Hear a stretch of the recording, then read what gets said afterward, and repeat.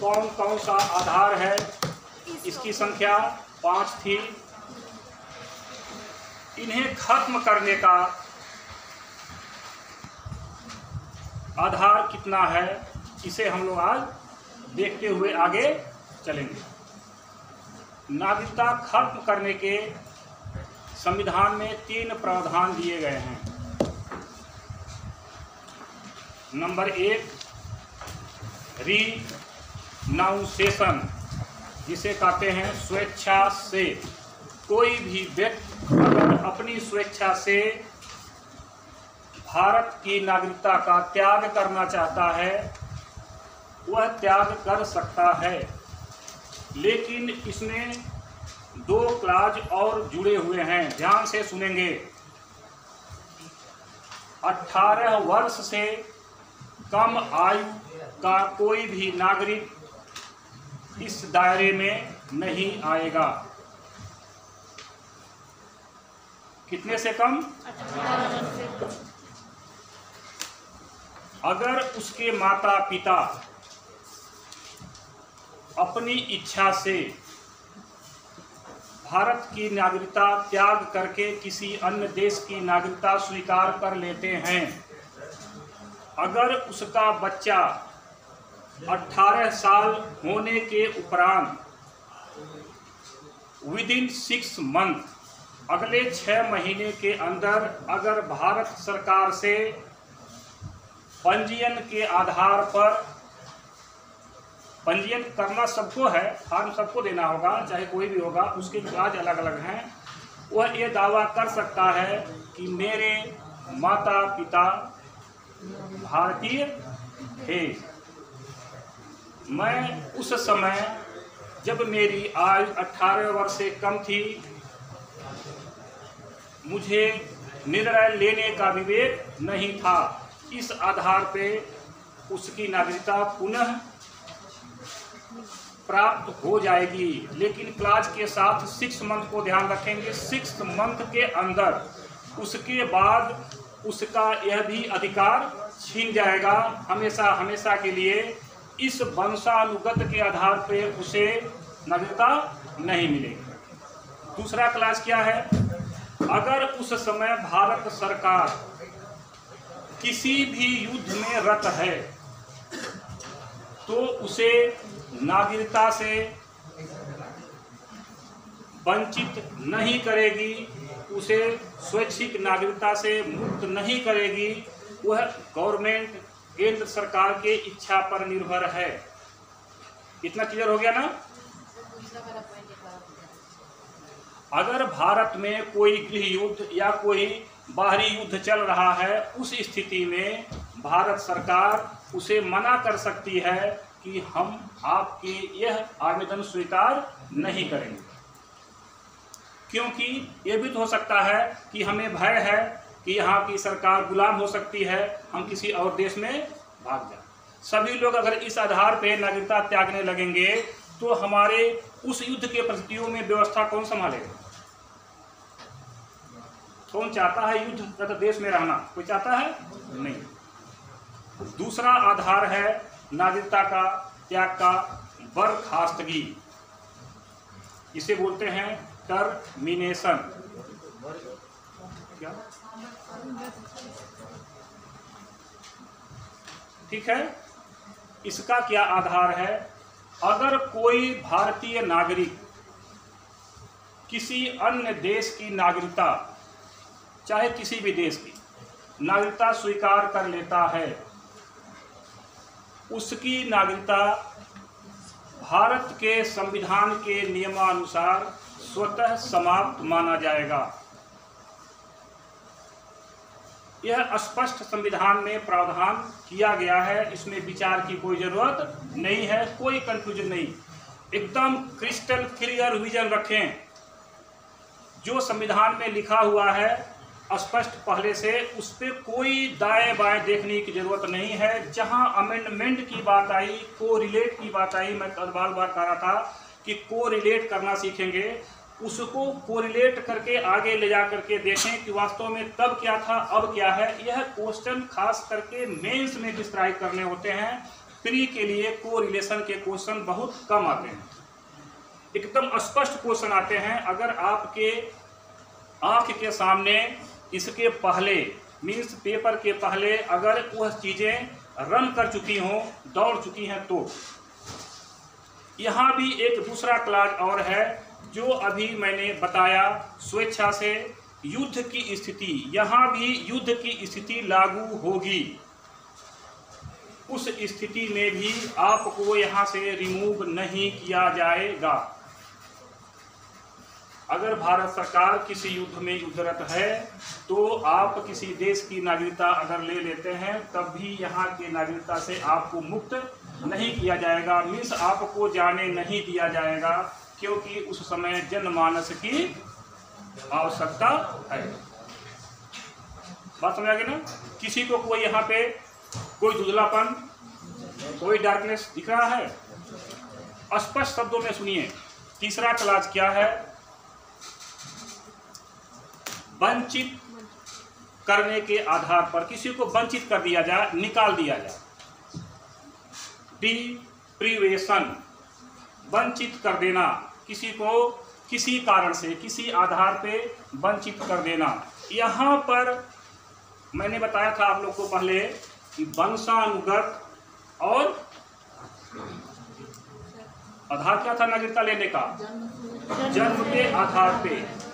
इन लोगों के लिए और खास करके जो अधिकृत क्षेत्र हैं, 5 था ना आधार, उसमें से जो 2 आधार हैं उन्हीं पर यह लागू होगा, बाकी किसी पर लागू नहीं होगा। हमारे संविधान में स्पष्ट प्रावधान है, किसी भी व्यक्ति को नागरिकता से वंचित नहीं किया जाएगा अगर वह यहाँ का मूल निवासी है। तो किया क्या जाएगा उसके साथ? अगर वंचित नहीं किया जाएगा, उसको तो वंचित कर दिया गया किसी कारण से, तो आप लोग के साथ क्या किया जाएगा? कुछ करना होगा ना? क्या किया जाएगा?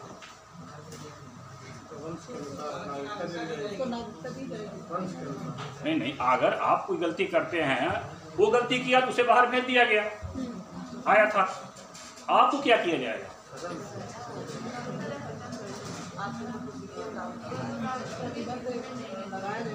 उस समय के संविधान के प्रावधान के अनुसार जो भी दंड आपके ऊपर बनेगा उसे दिया जाएगा, दंड दिया जाएगा, न कि देश से बाहर किया जाएगा। चाहे आपको जेल में डाल दिया जाए, चाहे आपको फांसी दे दी जाए, कुछ भी किया जाएगा, लेकिन देश से बाहर नहीं किया जाएगा। आपकी नागरिकता किसी भी स्थिति में, आपका सिटीजनशिप किसी भी स्थिति में खत्म नहीं होगा। ये ध्यान रखेंगे, किसी भी कंफ्यूजन के शिकार कभी न होंगे, कभी भी नहीं खत्म होगा, चाहे वो कोई भी परिस्थितियां हों। पनिशमेंट जो भी होगा वह आपको स्वीकार करना होगा।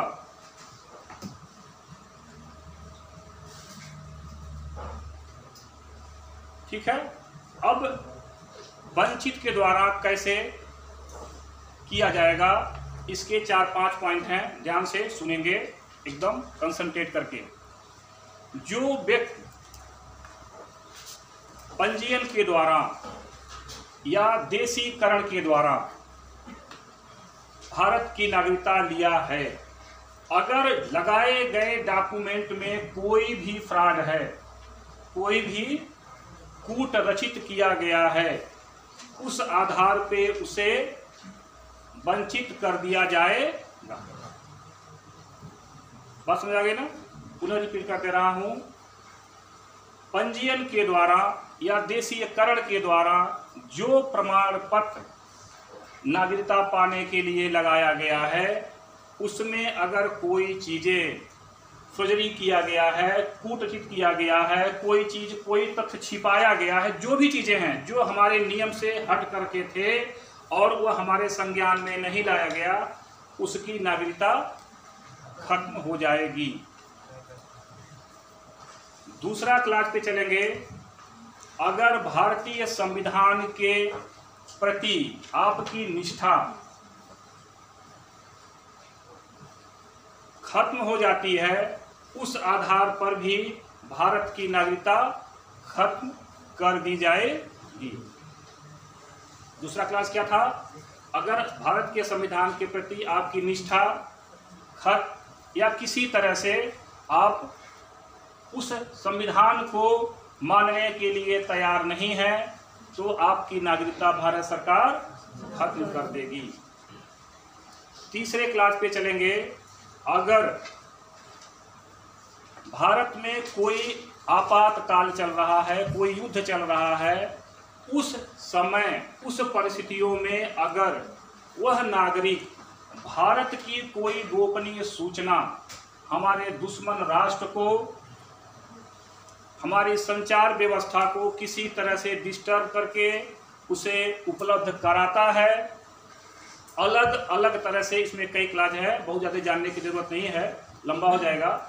इन स्थितियों में अगर वो कोई शत्रु राष्ट्र का या किसी और राष्ट्र का मदद करता है, चाहे जिस भी रूप में, चाहे टेक्नोलॉजी के रूप में, चाहे पेपर के रूप में, किसी भी रूप में, उस स्थिति में भी उसकी नागरिकता खत्म हो जाएगी। आगे पॉइंट पे चलेंगे। अगर वह बिना किसी सूचना के, बिना किसी लिखित सूचना के अगर वह लगातार 7 वर्ष तक भारत से बाहर चला जाता है, उन परिस्थितियों में भी उसकी नागरिकता, सिटीजनशिप खत्म मानी जाएगी। लेकिन यहाँ पे एक अपवाद स्वरूप जुड़ा हुआ है, ध्यान से सुनेंगे। अगर वह लिखित रूप में जाता है किसी भी कार्य के द्वारा, उस स्थिति में वह समय मान्य नहीं होगा, 7 साल मान्य नहीं, क्योंकि मानव है, मानव की प्रकृति होती है भ्रमण करना, वो जा सकता है, आ सकता है, लेकिन सूचना के द्वारा। इतनी चीजें क्लियर हो गई ना? इसमें किसी को कोई कंफ्यूजन, कहीं से अगर किसी के मन में कोई संदेह हो किसी भी तरह का, तो कृपया अपने विचार को रखें। अब आपको नागरिकता से वंचित कर दिया गया। अब निष्ठा न होने को सर कैसे?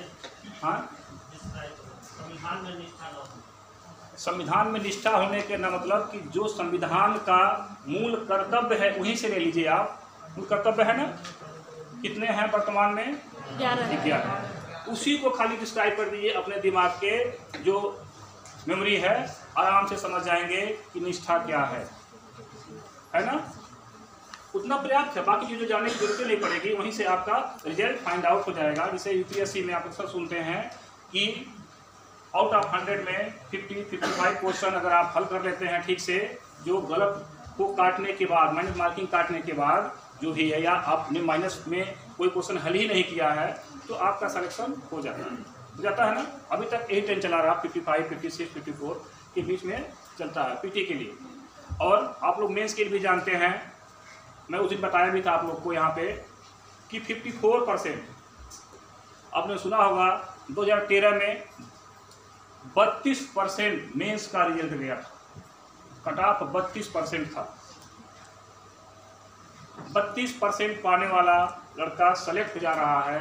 आप सोच सकते हैं यूपी बोर्ड में 33% नंबर से कम पाने वाला छात्र वहां पे क्या आया, 1 नंबर और कम पाया, उसे क्या बना दिया गया? उसी बोर्ड का सचिव बना दिया जाएगा, उसी बोर्ड का डायरेक्टर बना दिया जाएगा। जबकि कहता है कि इस बोर्ड का छात्र अगर 33 पाएगा, एक विडंबना है ना? अपवाद। हाँ, कैमरा देख लें, क्या कैमरा देख, नहीं, क्या गलत? तो बात सत्य है ना?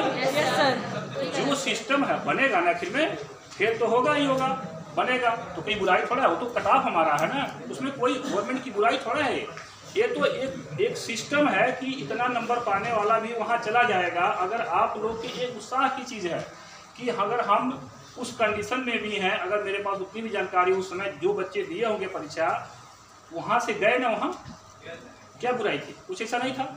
चलिए, अब आपकी नागरिकता खत्म हो गई, अब कैसे रहेंगे? दूसरा जो बोलेंगे सूचना के 7 वर्ष तक रहता है,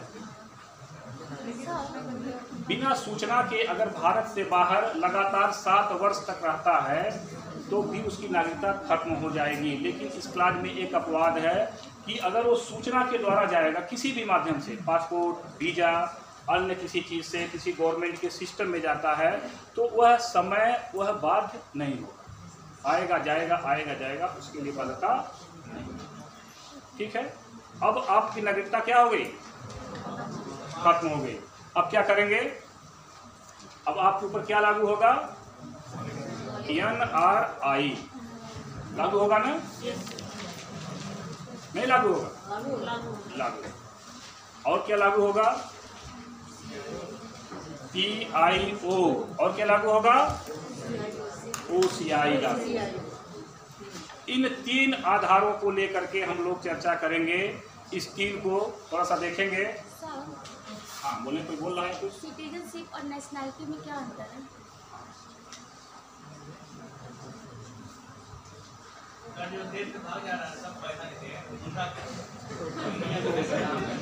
वो यहाँ का क्वेश्चन नहीं है, वो अलग सेशन का क्वेश्चन है, जब अलग मिलेगा। अभी आपको क्वेश्चन का जवाब दिया जाए। पहले सिस्टम पे हम लोग आगे बढ़ रहे हैं।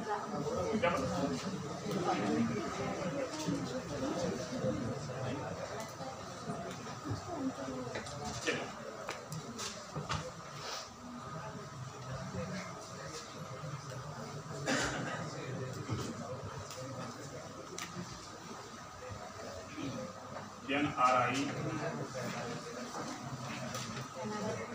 PIO,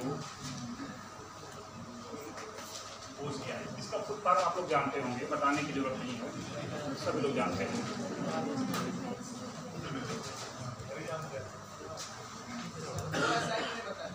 हाँ, ओवरसीज सिटीजन ऑफ इंडिया।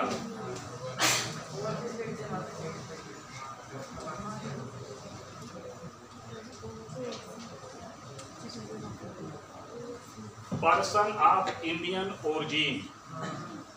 अब ध्यान दें इनके बारे में। वह व्यक्ति जो किसी कार्य के माध्यम से एक नियम के अनुसार पासपोर्ट और वीजा लेकर के किसी भी देश में निवास कर रहा है, चाहे कितना भी समय तक, अगर वहाँ की नागरिकता स्वीकार नहीं करता है तो उसे हम लोग NRI बोले। लेकिन यहाँ पे एक क्लास संशोधन कर दिया गया। इनको जो कार्ड मिलेगा, NRI कार्ड मिलेगा, कैसे मिलेगा? ध्यान से सुनेंगे। 19/8/2002 में एक नियम लाया गया जिसका नियम नंबर था 26/011/4/98। लिख लें ध्यान से। 19/8/2002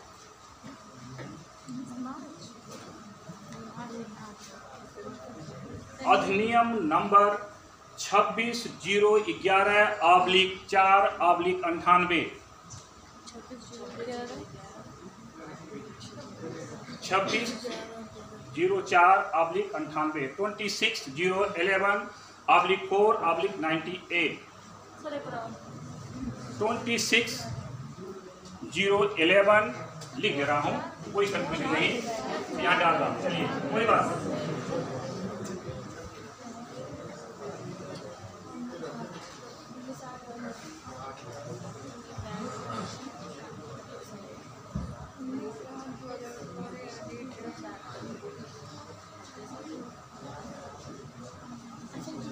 ये सूचना संख्या है, सूचना नंबर है, ये वर्ष है। ठीक, ध्यान से सुने।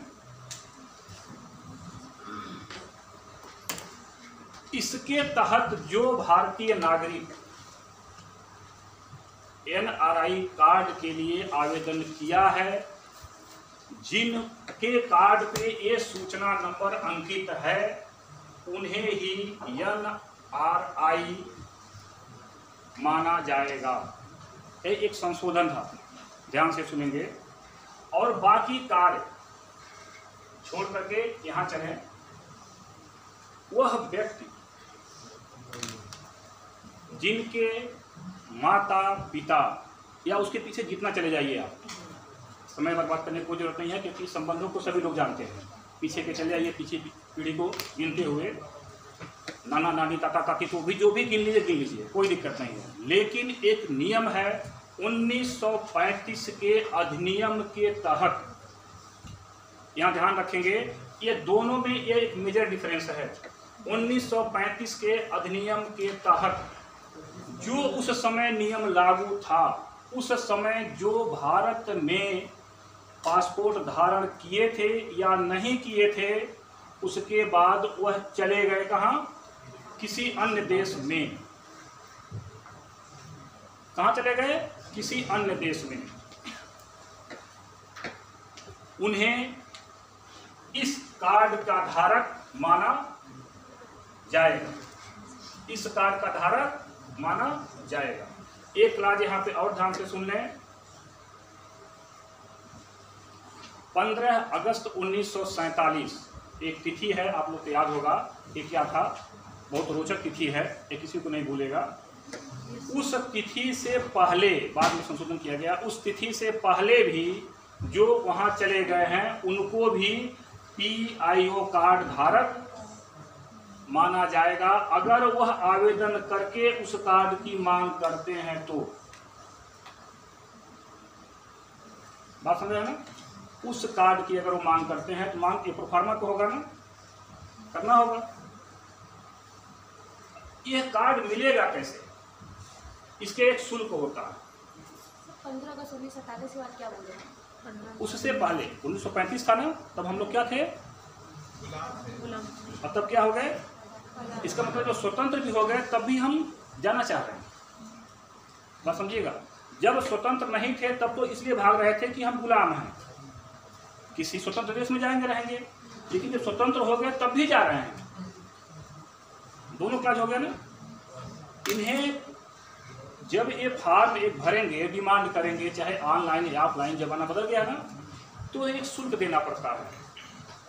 18 साल से कम बच्चे के लिए शुल्क है 7,500 रुपये। ध्यान से सुनेंगे, एकदम क्वेश्चन पूछेगा नहीं ये, ध्यान रखिएगा। ऐसे क्वेश्चन बहुत कम पूछे जाते हैं, लेकिन आपको कोरिलेट करने के लिए इसे खाने के साथ चटनी और रायता रख दिया जाता है, अचार रख दिया जाता है, उसका बहुत बड़ा रोल नहीं होता है। लेकिन करता क्या है, कोई अगर अगल बगल जो सिस्टम रखे गए हैं, सब्जी दाल अदर अगर जरा सा फीका है तो क्या करता है? सपोर्ट कर देता है, करता है ना। किसको सपोर्ट करता है? हमारे टेस्ट को। कल टेस्ट बताया था ना, कितने होते हैं? 4 टेस्ट से ही पूरे दुनिया का टेस्ट हम लोग ले लेते हैं। जैसे कलर के बारे में कहा था, 3 कलर से ही पूरी दुनिया का कलर हम लोग बना देते हैं। बनता है ये टीवी में केवल 3 ही कलर डाला जाता है, उसी से सारे कलर टीवी कन्वर्ट करके अपना बनाते हैं। ठीक है। अगर वो वयस्क है, 18 साल से ऊपर है, तो उसका शुल्क क्या होगा? उसका शुल्क 15,000 रुपीज होगा, जस्ट डबल। बात समझ गई ना? जस्ट डबल होगा। यहाँ पे अब आ जाए थोड़ा सा, यहाँ फिर चलेंगे बैक हम लोग। OCI नहीं, वो गया कहाँ है? वो तो है यहीं का। आपको अगर हम भेजें बॉम्बे जा करके किसी काम के लिए, सपोज करिए, तो आपका तो सब कुछ यहाँ है ही, वहाँ की नागरिकता नहीं त्यागा है ना। वो तो केवल व्यवसाय के लिए, नौकरी करने के लिए, किसी उद्देश्य से गया है ना। तो उसे कुछ, उससे जो पासपोर्ट बना, जो वीज़ा, उसमें पैसा तो लगा ही लगा उसका। वो तो है हमारा नागरिक ना, वो तो हमारे देश वहाँ कमाएगा। मान लीजिए सपोज दैट कि आप गए अमेरिका कमाने, पैसा कमाएंगे तो कहाँ भेजेंगे? फायदा किसका होगा? तो फिर पैसा किस चीज़ का लेंगे?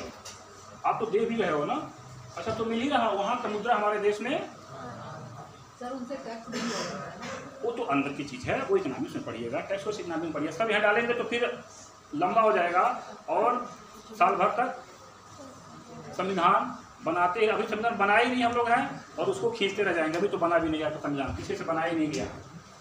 चलिए यहाँ आ जाए, यहाँ पे क्या क्लॉज लागू होगा, सेम टर्म कंडीशन वही है माता पिता वाला पीछे वाला, लेकिन यहाँ 26 जनवरी 1950 लागू होगा। 26 जनवरी 1950 का अधिनियम लागू होगा, न कि 1935 का। यही मेजर डिफरेंस है, यहाँ कोई कंफ्यूजन नहीं रखेंगे, ध्यान से इसे दिमाग में किसी न किसी कोने में एग्जिस्ट कर देंगे ताकि वह रन करता रहे। केवल सिंपल सा डिफरेंस है 35 और 1950, बाकी लगभग सभी क्लाज वही हैं। 15 अगस्त 1947 यहाँ भी लागू होगा और यहाँ भी लागू। यहाँ पे दूसरे क्लास में चलेंगे जब, यहाँ पे अगर आप वहाँ पर जा करके शादी कर लेते हैं, चाहे कोई महिला चाहे कोई पुरुष, उसे PIO कार्ड का हकदार माना जाएगा। यहाँ के केस में नहीं था, हमने क्या बोला, नहीं था, ऐसा नहीं था। लेकिन 2015 के केस में संशोधन के द्वारा इन्हें भी वह अवसर दे दिया गया, लेकिन एक टर्म और कंडीशन पर। शादी के 2 साल उपरांत वह व्यक्ति आवेदन कर सकता है जो भारत का OCI कार्ड चाहता है। ठीक है, बात समझ आ गई ना? किसी को कोई दिक्कत? किसी को दिक्कत है? सर अगर उसको दोबारा नागरिकता लेना हो तो कैसे मिलेगा? अभी दे रहे हैं आगे, अभी तो आपको नागरिकता बर्खास्त किया था ना, तो देने के रास्ते बना रहे हैं ना। PIO और OCI के अधिकतम नागरिक कहाँ पे हैं? पाकिस्तानी हैं, बांग्लादेशी हैं, सऊदी अरब के, इसके बाद अधिक है। ध्यान से सुन लें, बांग्लादेश पाकिस्तान को यह सुविधा मिलती ही नहीं है। अभी आगे बता रहा हूँ, ध्यान से सुने, अभी चलने की थोड़ा सा, अभी बता रहा हूँ कि कहाँ जाएंगे। अरे बाबा सुनिए तो, पहले बात सुन लीजिए, थोड़ा धैर्य रखिए, अभी मिल जाएगा, वो भी चीज़ आ रही है। थोड़ा सा एक क्रम से चलेंगे लेकर के, अगर इसको खत्म कर देता तो आप कंफ्यूज होने लगते। अब इनके शुल्क लेने $275, चाहे जो भी कन्वर्जन में आएगा वह शुल्क देय होगा। OCI कार्ड की डिमांड करने पर जब आप अप्लाई करेंगे तो आपको $275 पेमेंट करना पड़ेगा। उस समय जो भी रुपये में कन्वर्जन होगा वह उस समय की बात है, कोई बहुत बड़ा मेजर क्वेश्चन नहीं है। अब फिर हम लोग यहाँ पे छोड़ दे बातें, तो बहुत सिंपल है, कुछ नहीं है इसमें।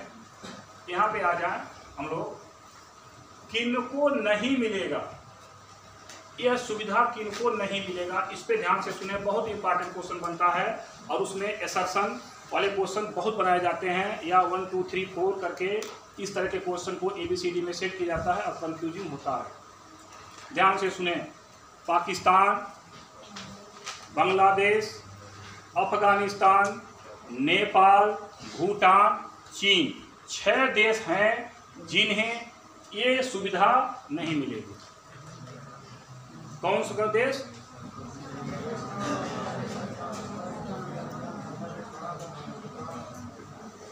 उन्हें यह सुविधा नहीं मिलेगी। अभी कुछ दिन पहले आप लोग देखे होंगे, दिल्ली में एक बवाल चल रहा था CCO को लेकर के, चल रहा था ना। चलिए, यहाँ पे किनको नहीं मिलेगा? पाकिस्तान और बांग्लादेश को नहीं मिलेगा। केवल 2 देश यहाँ के लिए बाध्य हैं, बाकी सबको मिलेगा। यहाँ 6 थे, वहाँ क्या हो गए? केवल 2 हो गए। यहाँ तक तो स्पष्ट विजन हो गया ना? किसी को कहीं भी कुछ धुंधलापन, कोई डार्कनेस नहीं है। चलिए,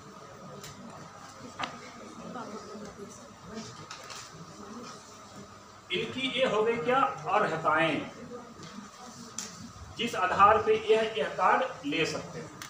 हो गया ना? अगर इन्हें भारत की नागरिकता चाहिए तो क्या करना होगा। अब इसके पहले मैंने कहा है आप लोग को भारत की नागरिकता से क्या किया गया, वंचित कर दिया गया या टर्मिनेट कर दिया गया या रिएशन कर दिया गया, जो भी किया गया 3 विधियों से हटा दिया गया था। अब आप पुनः उसके हकदार बन सकते हैं, लेकिन जो अभी क्लास ऊपर बताया उसके आधार वाले ही। मतलब एक याद करने की विधि है, जो गए थे उनके लिए नियम नहीं है, मतलब हटाया गया तो कुछ लाया जा रहा है उसकी बात को देखते हुए, न कि उन्हीं के लिए।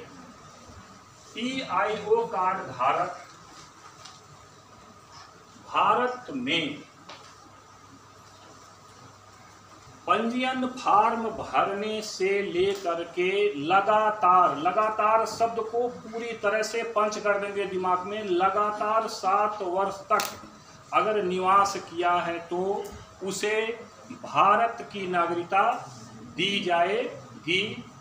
किसके द्वारा, केंद्र सरकार या हमारी संसद के बनाए गए नियम से। ठीक है, चलिए आगे बढ़े।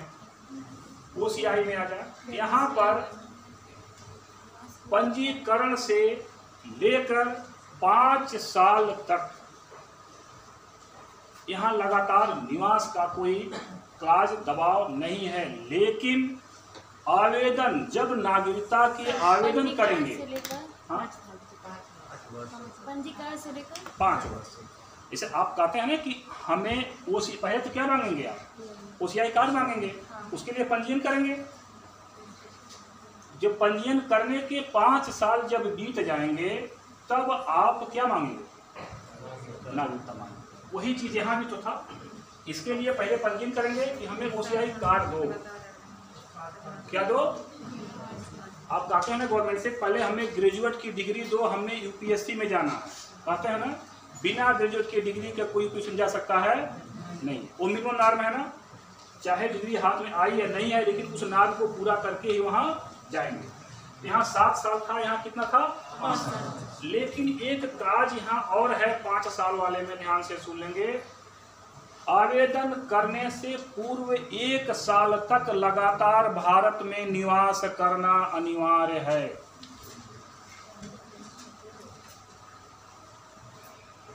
बस समझ गए ना।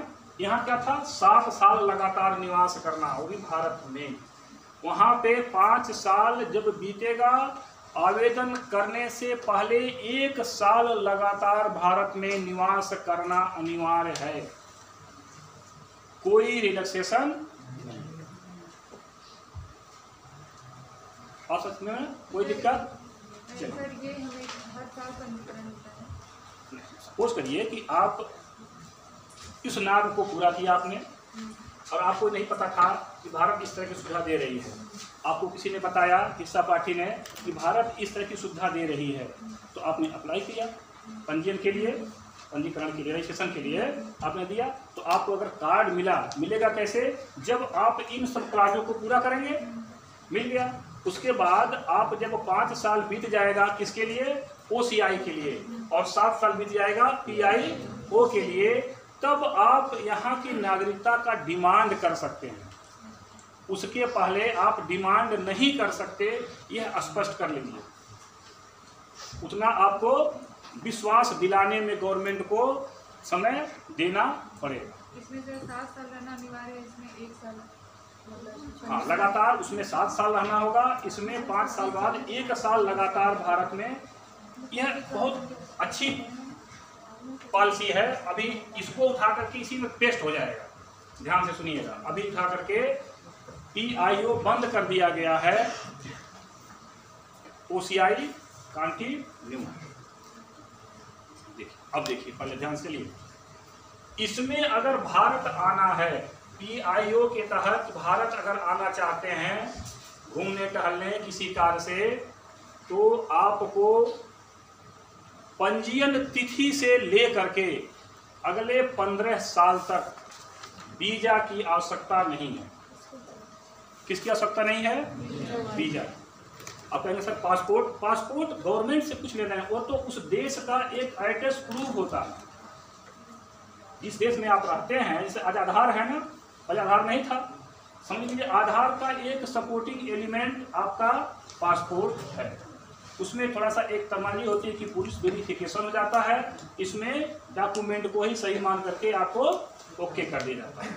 इसीलिए हमारी भारतीय गवर्नमेंट, खास करके गवर्नमेंट ने कहा जाए, कलकत्ता उच्च न्यायालय ने आधार को नागरिकता के सपोर्ट में अवैध मान लिया।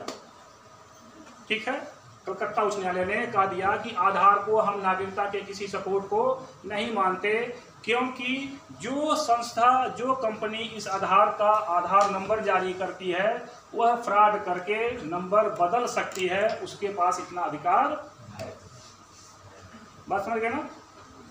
चलिए, इनके लिए क्या था, पंजीकरण से लेकर के जब यह PIO कार्ड मिल गया उससे अगले 15 साल तक बिना किसी वीजा के भारत आ और जा सकते हैं। एक टर्म यहाँ और है कि आएंगे 180 दिन तक, यहाँ 15 वर्ष था, ध्यान रखेंगे 180 दिन कितने होंगे, 6 मंथ जाएंगे ना,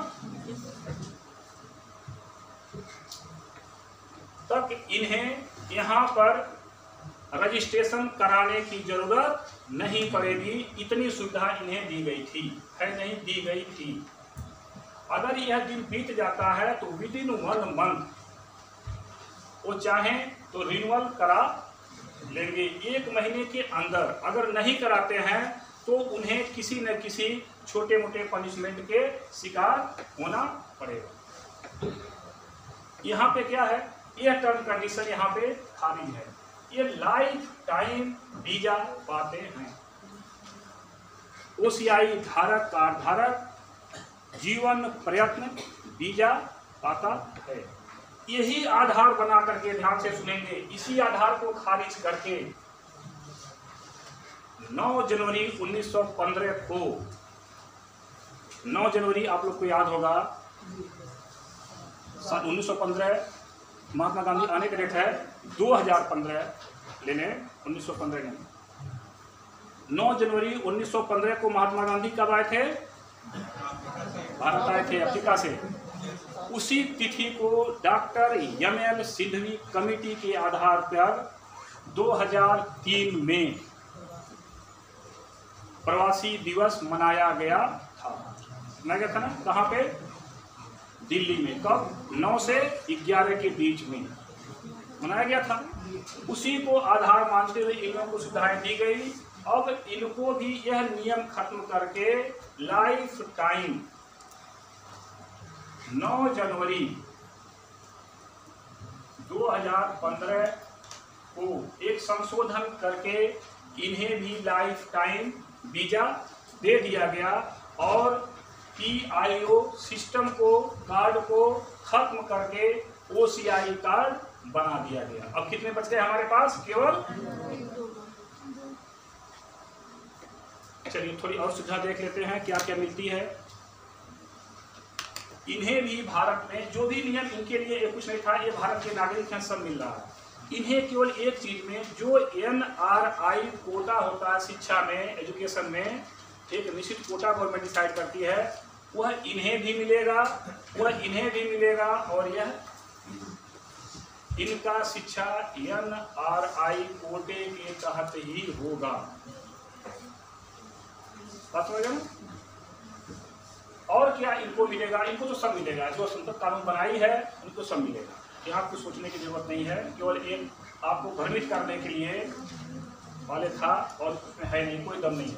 यहाँ पर क्या नहीं कर सकते,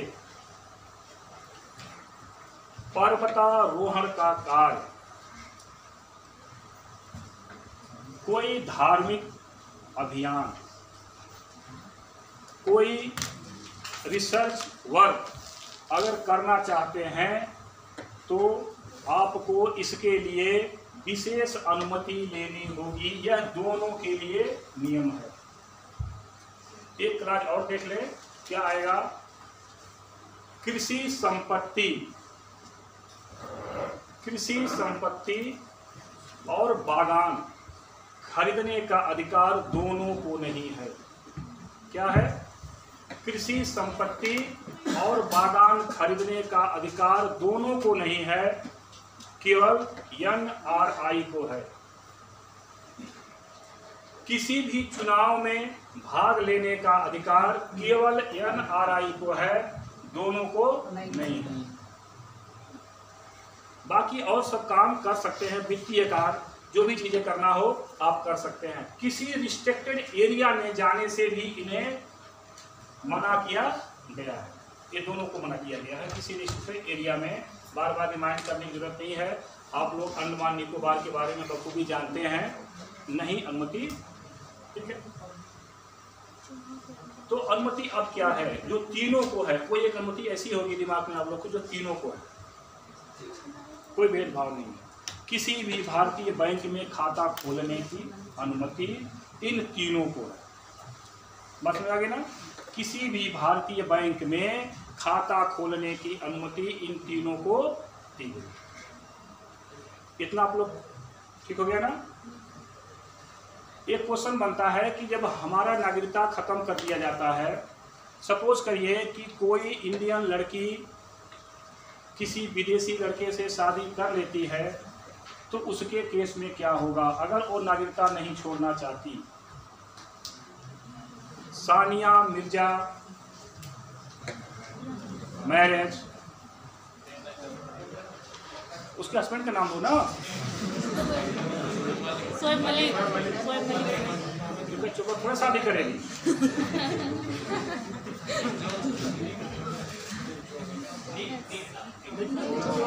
शोएब मलिक। शोएब मलिक। सपोज कर लीजिए इस स्थिति में अगर सानिया मिर्जा अपनी नागरिकता नहीं छोड़ रही है, भारत की बेटी होने के नाते, भारत से प्यार होने के नाते, भारत को उसने बहुत कुछ दिया है। धर्म जात से ऊपर उठ के सोचना चाहिए। एक एस्पिरेंट को कभी भी उस कीड़े को दिमाग में नहीं लाना चाहिए, कभी भी नहीं लाना चाहिए, क्योंकि आपका लक्ष्य कहाँ है? किसी धर्म जाति से ऊपर, वो सब बहुत नीचे हैं। बहुत कुछ दिया उसने, सम्मान भी दिया और सीख भी दिया लोगों को, खास करके लड़कियों को उत्साह भी दिया कि कुछ कर सकते हैं। अगर उसकी शादी वहाँ हो गई, हो तो गई ही है, फॉर एग्जाम्पल हो गई है, और उसका बच्चा पैदा होता है, एक आती हम अपनी नागरिकता नहीं छोड़ेंगे, तब क्या होगा? वो बच्चा किसका माना जाएगा?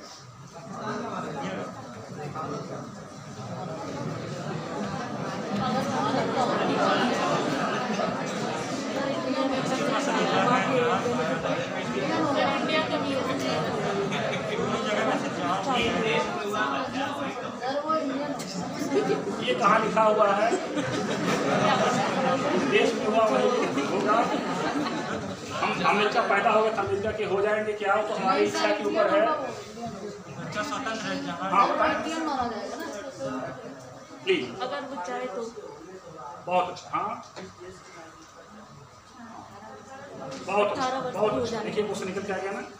वह 18 वर्ष तक बच्चा स्वतंत्र है, कुछ भी नहीं कर सकता। वो चाहे यहाँ आके घूम के जाए, चाहे वहाँ आके घूम के जाए, अपने वंशानुगत आधार पे वह दोनों जगह की नागरिकता का हकदार है। लेकिन हमारे भारत में एकल नागरिकता का प्राविधान है। 18 साल बाद उसे एक जगह की नागरिकता छोड़नी पड़ेगी। सपोज कर लीजिए कि अगर वह भारत की नागरिकता स्वीकार कर लेता है तो किसका बच्चा माना जाएगा?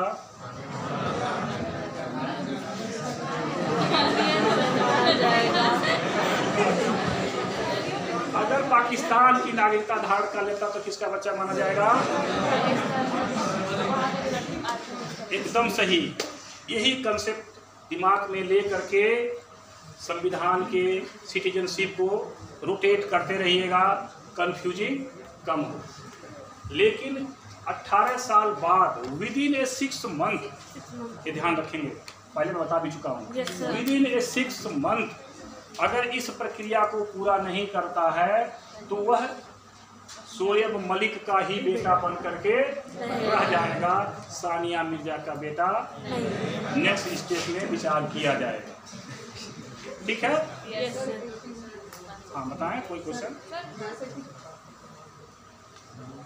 सर जैसे कि ये हम लोग जो प्रवासी दिवस अरे इसको थोड़ा सा खोल देते हैं, बाकी सब लोग सुन लें, क्वेश्चन सुनेंगे तभी पता चलेगा कि क्या है। सर जो प्रवासी दिवस हम लोग मनाते हैं 2003 से 2015 तक हर वर्ष मनाते थे, लेकिन 2015 के बाद से फिर हर 2 साल पे मनाया जाता है, ऐसे क्यों?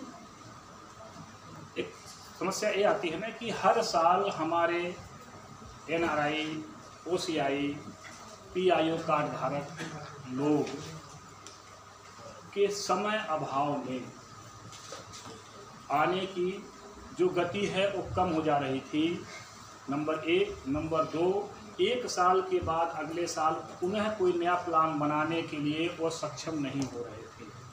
तो लोगों का डिमांड आया कि कम से कम हमें 2 साल का गैप दिया जाए, ताकि हम अगर इंडिया आते हैं इस मिशन के तहत तो कोई विजन लेके आएँ। आपका बुलाने का उद्देश्य तो स्पष्ट है कि वहाँ से कमाइए, यहाँ इन्वेस्ट करिए। तो जब कमाए ही नहीं साल भर में कुछ, तो क्या इन्वेस्ट करेंगे? कुछ कमा तो लेने दीजिए। मान लीजिए आपको कल चले आप सऊदी अरब कमाने और आपको साल भर में मैं बुला लूँ, तो आप 5 लाख रुपया लेकर आएंगे, उसमें 2 लाख रुपया किराया है ना। तो आप खुद ही कहेंगे कि हमें कम से कम 2 साल मिनिमम वहाँ रहने दिया जाए, ताकि किराया से ऊपर कुछ मल्टीप्लाई कर। यही कंसेप्ट था और कोई विशेष कंसेप्ट अनिवार्य नहीं, ये बाध्यता नहीं है, ये बाध्यता